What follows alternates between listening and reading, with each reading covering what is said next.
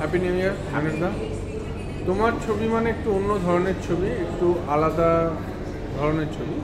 তো সেখানে ভাগ্যলক্ষ্মী সম্পর্কে তোমার বক্তব্য কী? মানে ভাগ্যলক্ষ্মী মুভির যে এখানে যে সাউন্ড এফেক্ট বলো, এখানে যে চিন্তা ভাবনা বলো তোমার, সেখানে তোমার বক্তব্য অনুযায়ী আমরা শুনতে চাইছি যে তোমার জন্য অনুযায়ী এই ছবিটাকে কী আলাদা আছে, কিছু সেইগুলো একটু জানতে চাইছি।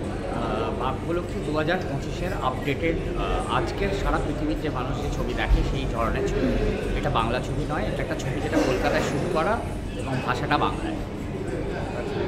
তো এখানে ঋত্বিকদার তো আরও 3খানা ছবি এই রিসেন্টলির মধ্যে রিলিজ হয়েছে।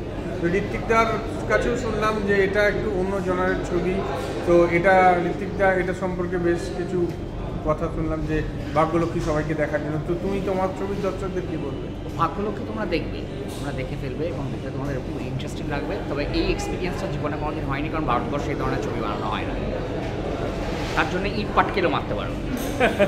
Thank you.